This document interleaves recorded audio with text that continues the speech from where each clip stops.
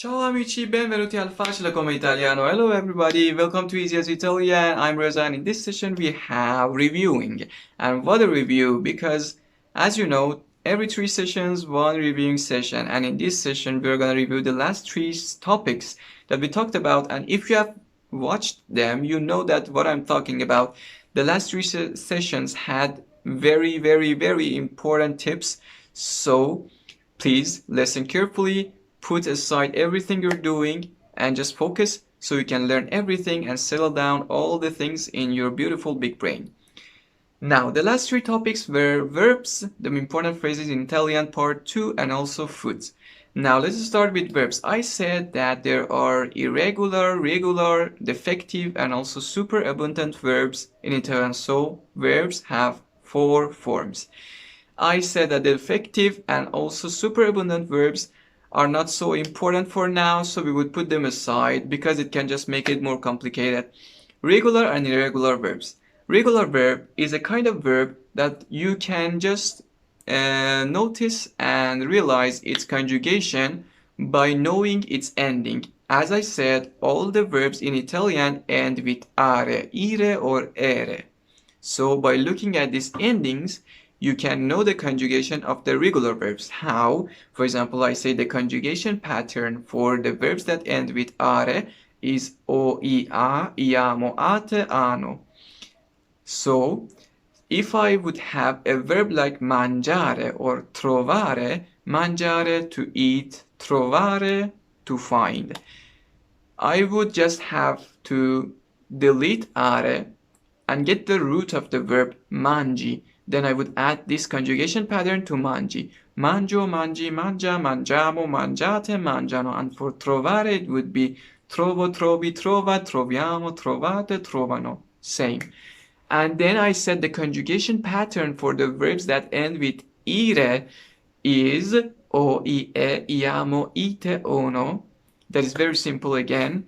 You just have to delete the ire and get the root and add this. The example was sentire, that means to hear or to feel. So sentire would be sento, senti, sente, sentiamo, sentite, sentono. Then I said the conjugation pattern for the verbs that end with ere is o, I, e, iamo, ete, ono. Very much like the verbs that end with ire. And the example was leggere, that means to read, and leggere would be leggo, leggi, legge, leggiamo, leggete, leggono. Very easy. Now, let's talk about 2 very important verbs, essere and avere, to be and to have. These are the most important verbs in Italian. Literally, they are the most important verbs because wherever you go, you see them and you use them. So learn them as quickly as you can. And I have also said that their conjugations are really different from all the other verbs. Essere's conjugation for present tense is sono, sei, e. Siamo, siete, sono. Very different. And then for avere, it is o, I, a. As I said, you don't pronounce H. It's silent. O, I, a, iamo, o, I, a, abbiamo, avete, hanno. This is the conjugation. And the best way I recommend you to learn these things is to memorize them because it's the fastest way. And also there are just 2 verbs, so there wouldn't be any problem to memorize them. Sorry if I have some problems speaking because I'm trying to speak as fast as I can so it wouldn't take so much time. You just apologize if you saw any grammatical or I don't know any other problem in pronunciation or these kind of things. Then let's talk about the irregular verbs. Irregular verbs are a kind of verb that don't follow the conjugation pattern of regular verbs. For example, if I would have fare, that means to do or to make. Yes, it has are in the end, but it doesn't follow the are conjugation pattern. So how would it be? It would be faccio, fai, fa, facciamo, fate, fanno. And the reason that irregular verbs happen to be there is mostly because if you add the conjugation pattern of regular verbs to them, it wouldn't sound so well. Okay, so here we have fare. And well, it's not actually difficult to learn them. It's easy. you just have to say to yourself, for example, faccio and facciamo are both the same because they are the first pronouns, and then fai, fa, fate, fanno are very much like the conjugation pattern of the verbs that end with are. Then we said another irregular verb that was bere, to drink.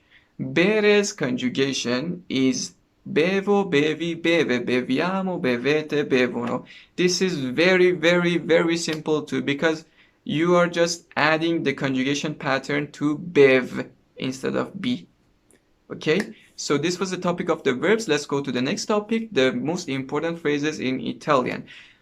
I said you can introduce yourself by just knowing the verb essere and also knowing the pronouns. You just say io sono or just sono, because in Italian you can delete the main pronoun and there would be no problem, and it's very common and normal. So io sono or sono, then your name. Io sono Reza. I am Reza. Then I said you can say where are you from. Just by that, you say io sono da your country's name. I am da from. I really explained it all in the preposition session. So if you don't know da and these kind of things, go back and watch it so you would know all the prepositions. Then io sono da your country's name. For me, io sono da Persia. Io sono da Iran. They said that it's more common to put articles, actually. My Italian spy told me. But well, it's not a problem in grammar if you don't put the article, so do as you like. Then I said another way to say where are you from. It's that you say io sono iraniano or io sono persiano. And if you're a woman, you're feminine, you are a female, so you have to use the feminine form. You should say io sono persiana or io sono iraniana. As easy as that. Then I said a very, very common way in Italian to say that you're from somewhere is to say I come from that place. Okay, so you should use the verb venire, that means to come. Venire means to come. It's an irregular verb, but it's easy to learn because it's not so much different from the conjugation pattern. Its conjugation for present tense is vengo, vieni, viene, veniamo, venite, vengono. Very easy. Now we want to use it. How would we do that? Easier than that. Io vengo, I come da your country's name or your city's name, then it will be finished. Then another thing, I said how to apologize. Okay, you apologize by using the word spiacente, that means sorry. You say io sono or sono spiacente, I am sorry. And it's a very formal and good way to say that. You can also attract others' attentions, like when you say excuse me, to attract someone's attention to yourself and talk to him or her. It's just like that. Spiacente, excuse me, and also io sono spiacente, I am sorry, and this kind of things. Another way to say that is using the verb dispiacere. Piacere means to be pleasing, dispiacere means not to be pleasing. And the way of usage is just like piacere. So you say mi dispiace. It is unpleasing to me. Me is the indirect objective pronoun. So it is unpleasing to me. Mi dispiace. It's less formal than io sono spiacente, but also you can use this phrase to kind of answer when someone tells you a bad news. For example, a person comes to you and says that my grandfather passed away, and then you say, oh, mi dispiace, I'm sorry for that. Then I said how to answer when someone apologizes you or thanks you. It's that using these two phrases, di niente and di nulla. Niente and nulla both literally mean nothing. So di niente and di nulla, when you answer, it's something like, it's nothing. Okay? It's nothing. When someone thanks you or apologizes, di niente, it's nothing. And another way to answer when someone apologizes is saying tranquillo or tranquilla for females. It's a very beautiful way, actually. I like it a lot. Tranquilo means calm down, literally, but it can also mean don't worry or it's nothing, there's no problem, and such as things. So when someone apologizes, tranquillo. If she is a woman, tranquilla. Very easy. Another phrase that I said is è un piacere conoscervi or è un piacere conoscerti. It means it is a pleasure to meet you. I explained about it so much in that session, so if you want more explanation, go to that session. I'm just gonna do a quick review and go past it.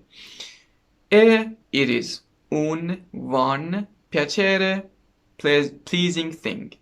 So it is a pleasing thing. What? Conoscervi or conoscerti. I said that conoscervi and conoscerti, it's just a combination of the verb conoscere, that means to know someone or something, and vi or ti, that are the direct objective pronouns for the second person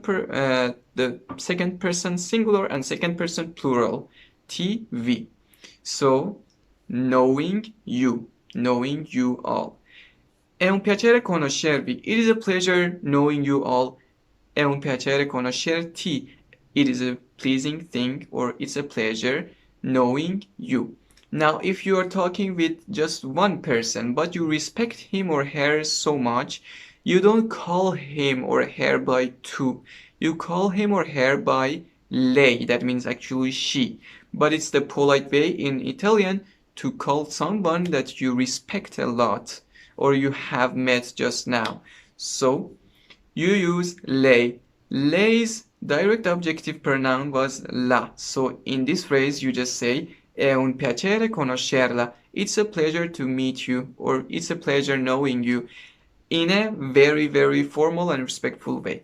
Now, the next topic, the foods. I'm not gonna say all the words that I said in that session because I said many words. So if you want to know all the words again, go to that session or just read from the scripts that you took from that session. Now, I just want to say some important tips from that session, the things that I know are more important. So I taught a verb cucinare, that means to cook.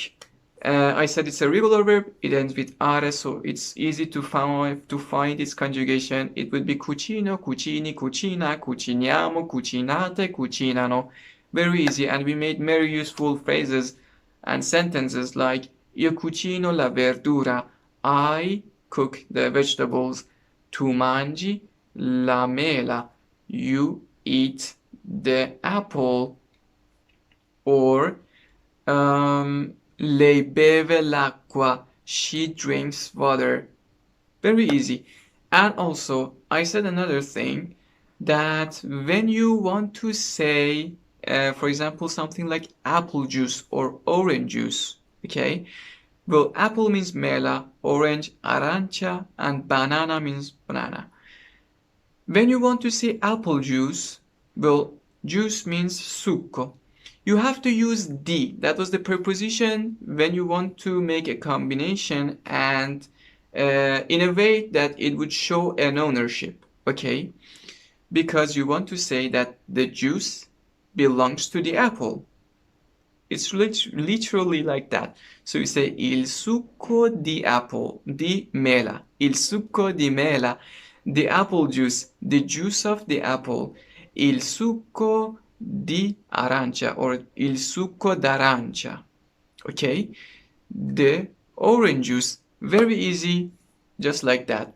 And also I said another tip that most of the fruits I checked, and yeah, my Italian spy told me that not all the fruits, but most of them are feminine. But, well, there are masculine fruits too. But most of them are feminine, like mela, banana, arancia. And so, well, if you know that they are singular feminine, you already know how to make them plural. I want to say that if you make them masculine, what would happen? For example, if you make mela, melo. Melo would be the tree of that apple, okay? Mela, apple. Melo, the apple tree. So if you make the name of the fruit that is feminine masculine, it would be the tree of that fruit. Mela, melo, banana, banano, arancia, arancio. Very easy, just like that. Now the session got finished. Finally, sorry, I really wanted to make it less than 15 minutes, but well, I couldn't. I can't speak English so fast, and I was making a lot of mistakes. So forgive me, please. And if you have come till here, like the video and please subscribe the channel so you wouldn't miss the next sessions. I'll see you in the next couple of days. Hope you'd all be happy.